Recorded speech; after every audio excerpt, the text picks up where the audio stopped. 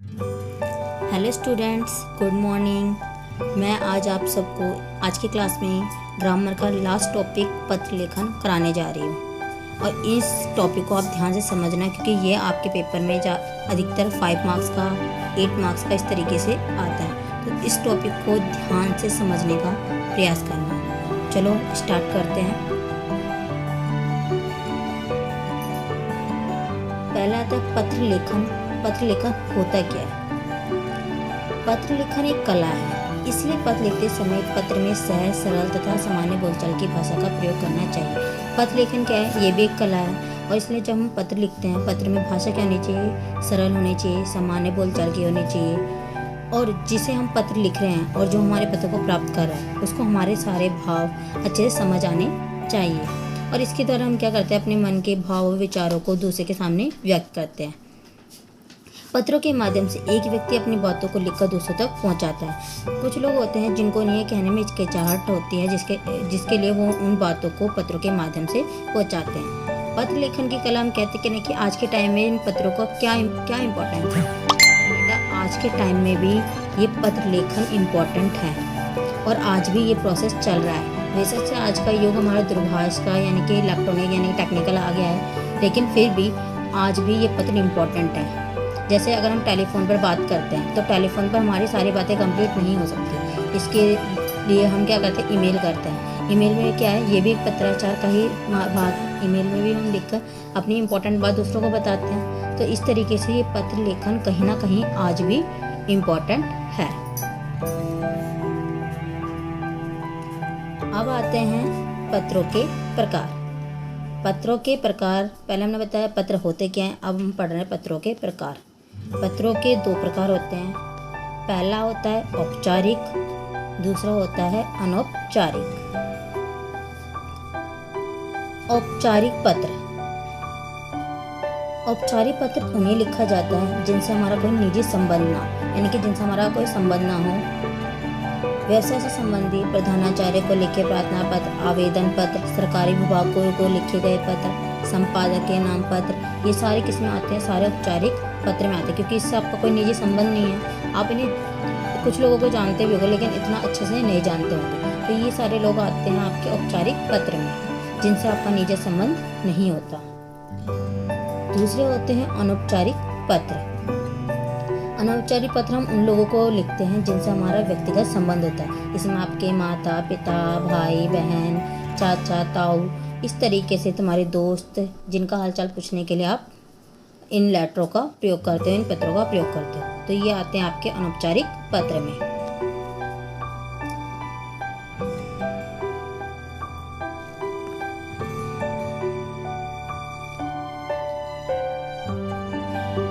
अब औपचारिक पत्र के प्रकार। औपचारिक पत्र के भी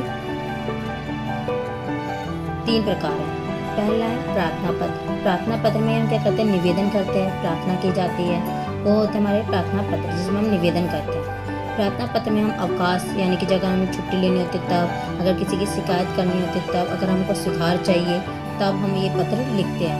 और ये पत्र हमेशा ज़्यादातर स्कूल के प्रधानाचार्य को या सरकारी विभाग के अधिकारी को लिखे जाते हैं। सरकारी अधिकारी के विभाग को अगर हमको अपने क्षेत्र में किसी चीज़ की सुविधा चाहिए तब निवेदन करने के लिए, या हमारे क्षेत्र में किसी चीज़ की कमी है उसके लिए। दूसरे आते हैं कार्यालयीय पत्र। जो पत्र कार्यालय कामकाज के लिए लिखे जाते हैं वे कार्यालयीय पत्र कहलाते हैं। ये सरकारी अफसरों, अधिकारियों, स्कूल और कॉलेज के प्रधानाध्यापकों और प्राचार्यों को लिखे जाते हैं। इन पत्रों में डाक अधीक्षक आ गए, आपके समाचार पत्र के संपादक आ गए, परिवहन विभाग आ गया, थाना प्रभारी आ गए, ये सारे आपके कार्यालयीय पत्र में आते हैं।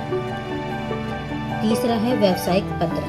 व्यवसाय में क्या होता है? जब व्यवसाय होता है आपका बिजनेस, यानी कि अब व्यवसाय में क्या होता है? सामान खरीदना होता है, बेचना होता है, रुपयों का लेन देन होता है। तो इस तरीके के जो पत्र होते हैं वो व्यवसायिक पत्र में आते हैं। जैसे अगर आपने दुकानदार से कोई सामान खरीदा है वो भी आपका इसमें आएगा, या कंपनी से आपने कोई सामान खरीदा है वो भी आपका इसी पत्र में इंक्लूड होगा।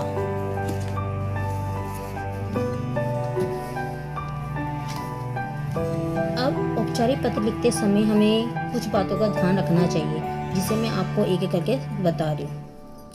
पहला, औपचारिक पत्र नियमों में बंधे हुए होने चाहिए। जो नियम बताए जा रहे हैं उनमें बंधे होने चाहिए। इस प्रकार के पत्रों में भाषा का प्रयोग यानी कि जब आप किसी औपचारिक पत्र लिख रहे हो तो इसमें भाषा का जरूर ध्यान देना है कि इसमें अनावश्यक बातें का उपयोग नहीं किया जाना चाहिए।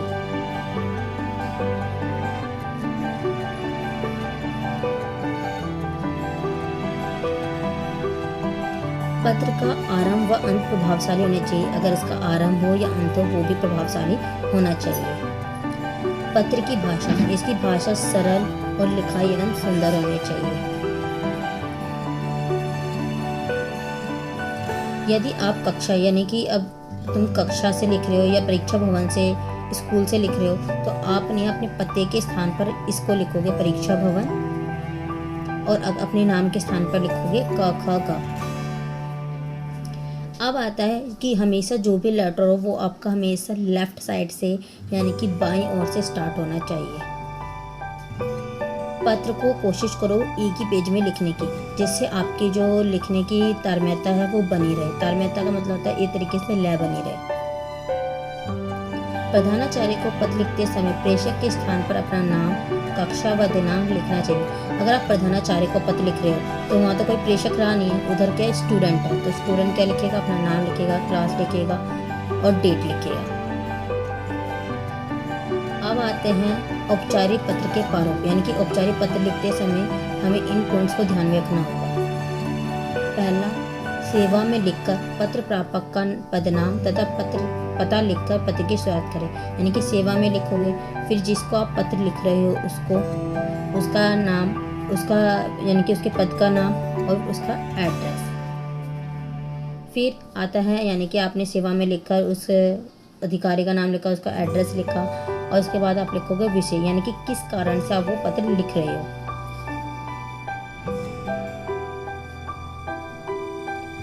फिर आएगा संबोधन, यानी कि अगर आप किसी आदरणीय यानी कि किसी बड़े को लिख रहे हो, किसी उच्च अधिकारी को लिख रहे हो तो उसके लिए आप महोदय या महोदया, माननीय यानी कि शिष्टाचारपूर्ण शब्दों का प्रयोग करोगे।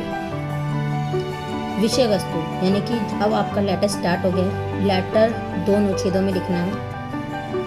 पहला, जिसमें आप सविनय निवेदन लिखकर जो भी कहानी लिखते हो कि सविनय निवेदन यह है कि से आप अपना सेंटेंस स्टार्ट करोगे, जो आपको लिखना है वो लिखोगे, और फिर अपनी समस्या लिखोगे जो आपकी प्रॉब्लम है, और लास्ट वाले में लिखोगे आपसे ये लिखते ही ना अतः आपसे विनम्र निवेदन है, ये वाली लाइन लिख के फिर इसके आगे जो आप लाइन ऐड करते हो वो करना।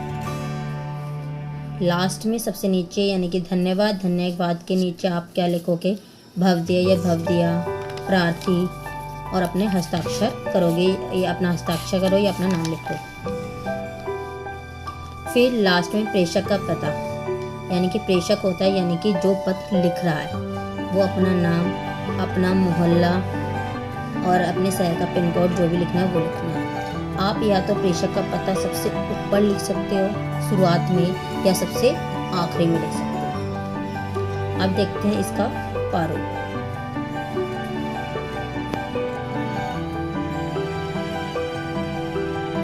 पत्र का प्रारूप कि अब ये पत्र का फॉर्मेट किस तरीके का होगा। जैसे हम प्रधानाचार्य का पत्र लिख रहे हैं तो इसमें क्या आएगा, सेवा में लिखकर फिर प्रधानाचार्य लिखोगे, फिर अपने स्कूल का नाम, पता, फिर विषय, विषय मैंने बताया था किस कारण से, फिर महोदय जी, फिर पहला अनुच्छेद जो इससे मैंने बताया था वो स्टार्ट करोगे, फिर दूसरा अनुच्छेद, फिर धन्यवाद लिखना है क्योंकि आपका लेटर खत्म हो गया, धन्यवाद। फिर लास्ट में आप लिखोगे आपका आज्ञाकारी या आज्ञाकारिणी शिष्या।